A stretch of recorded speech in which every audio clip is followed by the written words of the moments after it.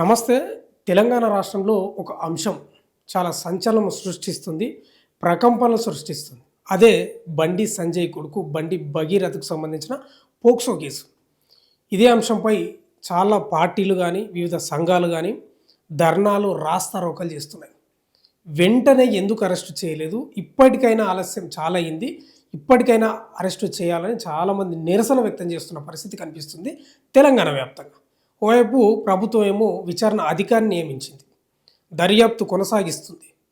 అంటే బండి భగీరథ్ కూడా రాష్ట్రంలో లేడు, దేశం దాటిండి అనే వార్తలు కూడా వస్తున్నాయి. రితిరాజు ఏదైతే దర్యాప్తు చేస్తూ ఉందో, రితిరాజు మైనర్ బాలిక ఇంటికి వెళ్ళి చాలా విషయాలు కనుక్కుంటే సెక్షన్లు కూడా మార్చిన పరిస్థితి. అంటే ఈ కేసుకు సంబంధించి రోజుకు ఒక కొత్త అంశం బయటకు వస్తూ ఉంది. ఒకటే ఉత్కంఠ ఏంటంటే ఎప్పుడు అరెస్టు చేస్తారు, నిరూపణ అవుతుందా కాదా తర్వాత విషయం, ఎప్పుడు అరెస్ట్ చేస్తారు అనేది ఒకటే ప్రశ్న తెలంగాణ వ్యాప్తంగా చాలామంది ప్రశ్నిస్తున్నారు. అందుకే ఒకటి సోషల్ మీడియాలో ట్రెండ్ అవుతుంది, సంపన్నులు వర్సెస్ సామాన్యులు. సామాన్యులు ఇదే ప్లేస్లో ఉంటే అరెస్టు చేయకుండా దర్యాప్తు కొనసాగిస్తారా అనే ప్రశ్న చాలామంది ప్రశ్నిస్తూ ఉన్నారు. ఇదే అంశం గురించి మాట్లాడదాం. మన దగ్గర సీనియర్ జర్నలిస్టు, టీఆర్ఎస్ కీలక నేత ఇస్మాయిల్ గారు ఉన్నారు. మీరు ఈ అంశం గురించి చాలా రోజు నుంచి చూస్తూనే ఉన్నారు. ఇప్పుడు తెలంగాణ రాష్ట్రంలో ఒక ప్రశ్న ఏమవుతుందంటే, ఫోక్సో కేసు నమోదైన వెంబడే అరెస్టు చేస్తారు 24 గంటలు తిరగకముందు. ఎందుకు బండి సంజయ్ కొడుకుని ఎందుకు అరెస్టు చేయలేదనే ప్రశ్న సమాజం మీద విసరబడుతుంది. ఏం చెప్తారు? కోర్టులన్నీ చట్టాలన్నీ నేతి బీరలు నేయి చెందమే సామాన్యుల కవి ఎండమావులే అంటాడు ఓ కవి. ఇవాళ నిజంగా ఆ మాట గుర్తుకొస్తుంది, ఆ ప్రజాకవి చెప్పిన మాటలు గుర్తుకొస్తా ఉన్నాయి. నిజంగా న్యాయం అందరికీ దక్కాలి, రాజ్యాంగం అందరికీ ఒకే రకంగా ఉండాలి, చట్టాలు కూడా అందరికీ సమానంగా ఉండాలి. కానీ ఇవాళ దురదృష్టవశాత్తు అధికారం ఉన్న వాళ్ళకి, డబ్బున్న వాళ్ళకి ఈ అధికార యంత్రాంగం కానివ్వండి, చట్టాలు కానీ దాసోహం అవుతున్నటువంటి పరిస్థితి కనపడతా ఉంది. ఇది ప్రజాస్వామ్యానికి మంచిది కాదు. ఇవాళ జరుగుతున్నటువంటి ఒక మంత్రి కుమారుడు ఈ పోక్సో కేసు సంబంధించిన అంశం మనం పరిశీలించి చూస్తే నిజంగానే ఇది ఉన్నోళ్ళకు చుట్టమా అనేటువంటి పరిస్థితి సామాన్య ప్రజల్లో కలుగుతూ ఉంది. ఈ అపోహల్ని తొలగించాల్సినటువంటి బాధ్యత కానీ, ఇటువంటి సందర్భం వచ్చినప్పుడు సీరియస్గా యాక్షన్ తీసుకునే విషయంలో కానీ, అదేవిధంగా నేరం ఆరోపణ చేయబడినప్పుడు అది నేరం జరిగిందా లేదా అనేటువంటి నిష్పక్షపాతంగా విచారణ జరపాల్సిన బాధ్యత కానీ ఇక్కడ ఉన్నటువంటి ప్రభుత్వాన్ని, అధికార యంత్రాంగాన్ని. అట్లాగే న్యాయం దక్కుతుందనే ఆశగా వచ్చినటువంటి వాళ్లకు నిరాశ కూడా మిగిల్చకూడదు. అంటే వాళ్లకు సత్వరంగా న్యాయం జరుగుతుందనే నమ్మకం కూడా ఈ న్యాయ వ్యవస్థ ద్వారా కలగాలి, ఇక్కడ ఉన్నటువంటి చట్టాల ద్వారా కలగాలి. కానీ ఇవాళ సామాన్య ప్రజల నుంచి మొదలుకుంటే కొన్ని రాజకీయ పార్టీలు ఇక్కడ రాజ్యాంగం అపహాస్యం పాలవుతోంది, న్యాయం అందరి ద్రాక్షగా మారిందని ఒక పక్క గగ్గోలు పెడుతున్నటువంటి పరిస్థితి ఉన్నది. అయితే దురదృష్టం ఏమిటంటే ఈ అంశం చుట్టూ రాజకీయాలు కూడా చేస్తున్న పరిస్థితి కనపడతా ఉంది. నేనేమంటానంటే ఇక్కడ పుట్టి పెరిగినటువంటి ఈ భారత పౌరుడిగా, ఒక బాధ్యత కలిగినటువంటి జర్నలిస్ట్గా, అదేవిధంగా ఒక సామాజిక సోయి ఉన్నవాడిగా, ఒక రాజకీయ పార్టీలో పనిచేస్తున్న వాడిగా, నేరం ఆరోపించబడింది, అది నిజమా అబద్ధమా అనే విషయంలో సత్వరమే విచారణ జరగాలి, నిష్పక్షపాతంగా విచారణ జరగాలి. నిందితుడు ఎంతటి వారైనా కూడా కఠిన శిక్షలు ఉంటాయి. నేరం ఎవరు చేసినా చట్టం చూస్తూ ఊరుకోదు. భవిష్యత్తులో మళ్ళీ ఇట్లాంటి తప్పు చేయాలంటే కూడా వేరేవాడు భయపడాలనే విధంగా యాక్షన్ ఉండాలి. కానీ ఇది తాత్సారం అవుతా ఉన్నది. అట్లా జరగకూడదని నేను కోరుకుంటా ఉన్నాను. ఇప్పుడు ఉన్నటువంటి వాళ్ళు అధికార పార్టీలో ఉన్నాడు కాబట్టి, లేదంటే వాళ్ళ నాన్న మంత్రి పదవిలో ఉన్నాడు కాబట్టి ఇవాళ ఈ కేసు నీరు గారుతుందనే ఒక భయం, బాధ ఇక్కడ ఉన్నటువంటి ప్రజల్లో కలుగుతూ ఉంది. ఈ పరిస్థితిని కల్పిస్తున్నది ఎవరు? అధికారంలో ఉన్నటువంటి వాళ్ళే కదా. అధికారులు కూడా బాధ్యులు అవుతారు కదా. దయచేసి ఇప్పటికైనా ఏదైతే ఒక ఆడబిడ్డకు సంబంధించినటువంటి అంశం ఏదైతే ఉందో, ఇది సున్నితమైనటువంటి అంశం వాస్తవానికి. దురదృష్టవశాత్తు అమ్మాయి పేరు కూడా బయటికి చెప్తా ఉన్నారు, వాళ్ళ కుటుంబం పేరు చెప్తా ఉన్నారు. అట్లా చెప్పకూడదు. జర్నలిస్టులుగా మనం కూడా బాధ్యతాయుతంగా ఉండాలి. అట్లా పేర్లు బయటికి చెప్పకూడదు. మైనరా మేజరా ఏమన్నా కానివ్వండి, ఒక ఆడబిడ్డకు సంబంధించిన అంశం. రెండవది, ఒక నేరం మోపబడింది అనుకుందాం, దాన్ని రుజువు చేసేదానికి కనీసం విచారణ జరగాలి కదా. ఆ రకంగా కూడా జరగడంలో కూడా జాప్యం జరుగుతున్నది. ఇది మంచిది కాదు. ఎంతటి వారైనా చట్టం ముందు అందరు సమానమే. దోషిగా తేలితే మాత్రం శిక్ష ఇట్లా ఉంటుంది అని పారదర్శకతను చూపించుకోవాల్సింది మాత్రం ఇక్కడి ప్రభుత్వం, అధికార యంత్రాంగం. అంటే వాస్తవంగా కూడా ఇప్పుడు చట్టం తన పని తాను చేసుకొని పోతే ఏం ప్రాబ్లం లేదు.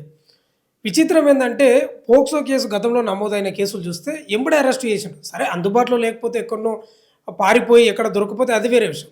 కానీ రాష్ట్రంలో ఉన్నా కూడా ఎందుకు అరెస్ట్ చేయలేదు, ఎందుకు ఈ ఈ యొక్క వ్యత్యాసం చూపిస్తున్నారనే ప్రశ్న చాలామంది సామాన్యులు ప్రశ్నిస్తున్నారు. అవును. మార్టిన్ లూథర్ కింగ్ మాట కూడా ఒకటి గుర్తుకొస్తుంది బ్రదర్. అంటే అన్యాయం ఇట్లానే రాజ్యం వెళ్తే అది ఆత్మగౌరవానికి ముప్పు వాటిల్లే ప్రమాదం ఉంది అంటాడు.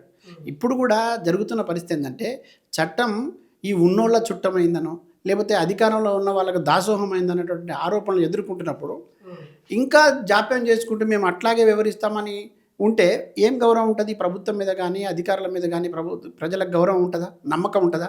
ఈ విశ్వాసం సన్నగిలితే ఏం జరుగుతుంది? మరింత హింస చెలగే అవకాశం ఉంటుంది. చట్టాలను నమ్మకుండా వెళ్తే, న్యాయాన్ని నమ్మకుండా వెళ్తే, వేరే మార్గంలో వెళ్తే కనపడేది మనకి హింసనే కదా. కాబట్టి దాన్ని నివారించడంలో ఈ ప్రభుత్వం వైఫల్యం ఉన్నది, అధికార యంత్రాంగం వైఫల్యం ఉన్నది స్పష్టంగా కనపడుతుంది. నేను ఇప్పుడు కూడా ఏం చెప్తున్నానంటే ఏ స్థాయిలో ఎవరున్నారు, ఏ రకమైనటువంటి నేరం జరిగింది, ఎట్లా ఈ నేరానికి ఒడిగట్టినారు, తర్వాత వీళ్ళు చేసేటటువంటి ఆరోపణలకు సంబంధించిన విషయాలలో నిగ్గు తేల్చే క్రమం లోపల కూడా కొంచెం సంయమనం పాటించినా కూడా నిష్పక్షపాతంగా అధికార బలానికో లేకపోతే అధికారంలో ఉన్న వాళ్ళకో దాసోహం కాకుండా ప్రజల వైపు నుంచి ఆలోచించి ప్రజలు కట్టబెట్టినటువంటి బాధ్యత కదా అధికారి అయినా ప్రభుత్వమైనా ప్రజలకు సేవ చేయాల్సిన అవసరం ఉంది, ప్రజలకు నిజాలు చెప్పాల్సిన అవసరం ఉంది కదా. బాధితులకు న్యాయం జరిగేటట్టుగా ఆ బాధితుల పక్షాన నిలబడిన గొంతుకులకు కూడా సహకరించే విధంగా ఈ ప్రభుత్వం యంత్రాంగం ఉండాలి. కానీ ఇప్పుడు అట్లా జరగకుండా వెళ్ళడాన్ని మాత్రం మేము తీవ్రంగా ఖండిస్తూ ఉన్నాం. ఇంత జాప్యం జరగకూడదు. దీనివల్ల దోషులు తప్పించుకునే ప్రమాదం ఉన్నది, మరింతమంది దోషులుగా తయారయ్యే అవకాశం కూడా ఉన్నది. అంటే ఎక్కడ వెసులుబాటు దొరుకుతుందా నేరంలో నుంచి తప్పించుకోవడానికి అనేటటువంటి దొరికినప్పుడు ఇతను ఒక ఉదాహరణగా మారే ప్రమాదం ఉంది కదా. అంటే ఇప్పుడు ఈ దోషిగా ఉన్న తను తప్పించుకుంటే ఓహో ఈ మార్గం ఉంది, మేము కూడా రేపు తప్పు చేసి ఇట్లా తప్పించుకోవచ్చు అని ఒక మార్గం కనపడుతున్నట్టుగా వాళ్ళకు ఒక చెడుదారి చూపించిన వాళ్ళు అవుతారు కదా ఇప్పుడు. కాబట్టి కఠినంగా వ్యవహరించాలి, విచారణ వేగవంతం చేయాలి, అది నిష్పక్షపాతంగా ఉండాలి, అధికారానికి లేదంటే పలుకుబడికి లొంగకూడదు. ఈ సిట్ అధికారి ఎవరైతే ఉన్నారో ఆల్రెడీ ల్యాండ్ ఆర్డర్కి సంబంధించినటువంటి విషయాల్లో కానివ్వండి, తర్వాత న్యాయపరమైనటువంటి అంశాల్లో కానీ అవగాహన ఉన్నదని తెలిసింది.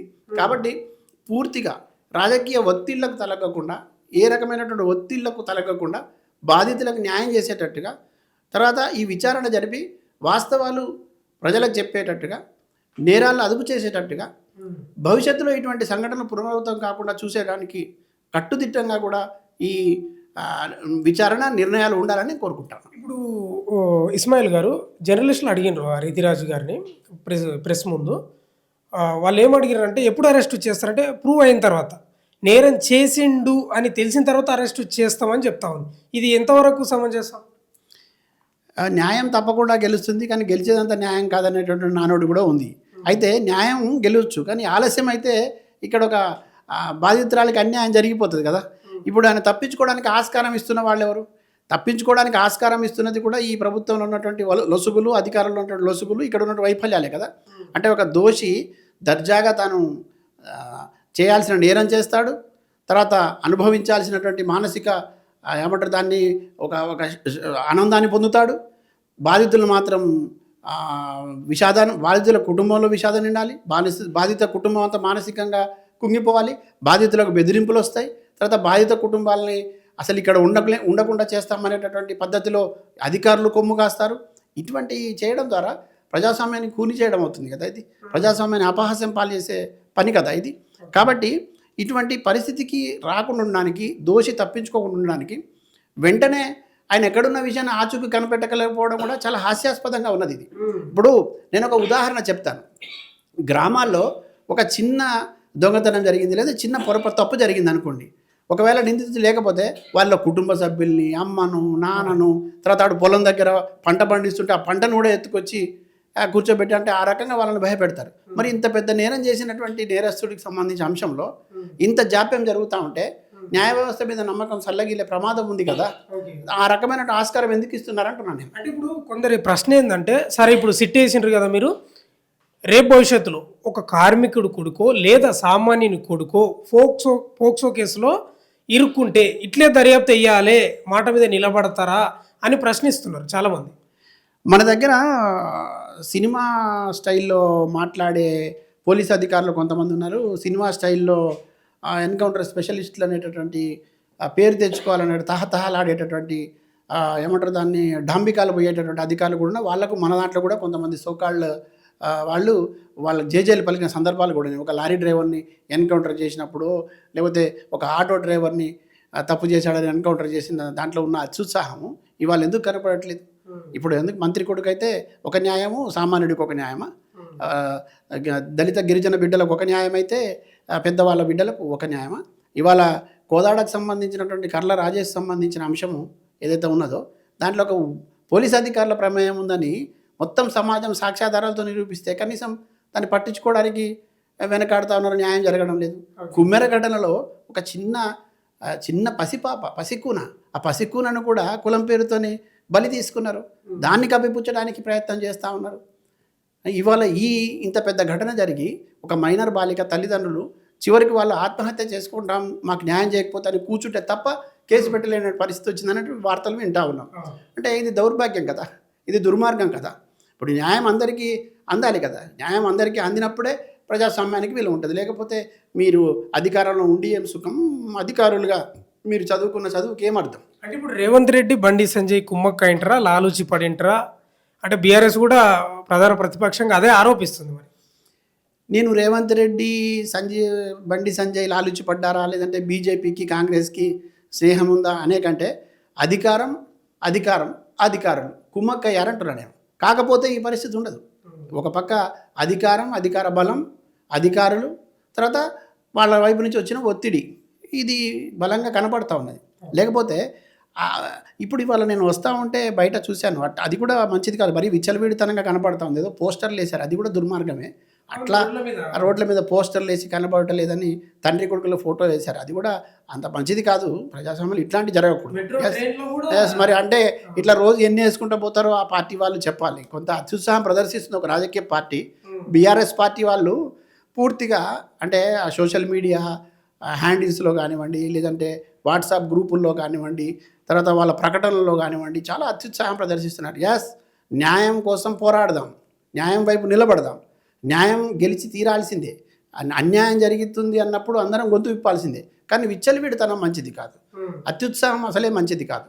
తర్వాత వేరే వాళ్ళకి సంబంధించిన నేర ఆరోపణ ఉన్నప్పుడు అది అవునో కాదో రుజువు చేయకముందే మనమే నేరస్తులుగా ముద్రేసే హక్కు కూడా మనకు లేదు.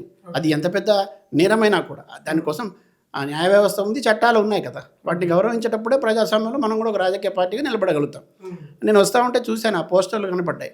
అది మంచిది కాదు. నేను మళ్ళీ చెప్తా ఉన్నా, కొన్ని రాజకీయ పార్టీలకు మీకు ఇట్లాంటి చీప్ ట్రిక్స్ ద్వారా ప్రజల్లో మంచి పేరు అయితే రాదు. అంటే ప్రచారం జరిగితే జరిగి ఉండొచ్చు కాక, మీరు ప్రచారంలో ఉండవచ్చు కాక, అది దుష్ఫలితాలకు దారితీస్తుంది, అది చెడు అభిప్రాయాన్ని కలిగిస్తుంది. అందరి మనల్ని దానివల్ల పొందలేమని నేను చెప్పగలను. ఓకే.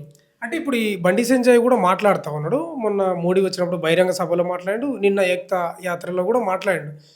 కేవలం కుట్ర, ఇది రాజకీయ కుట్ర, జీర్ణించుకోలేక నేను మంచి స్థాయికి పోయినా కదా, దాన్ని జీర్ణించుకోలేక కొందరు చేసిన కుట్ర, ధర్మం నా వైపు ఉంటుంది, నేనే గెలుస్తా, ధర్మమే గెలుస్తుందని ఆయన ఎమోషనల్ కూడా అయ్యిండు. మరి ధర్మం గెలుస్తుంది, ధర్మం గెలవాలి అని నిజంగానే చిత్తశుద్ధి బండి సంజయ్ గారికి ఉంటే అధర్మమైనటువంటి మాటలు, అధర్మమైనటువంటి వేషాలు వేయకూడదు.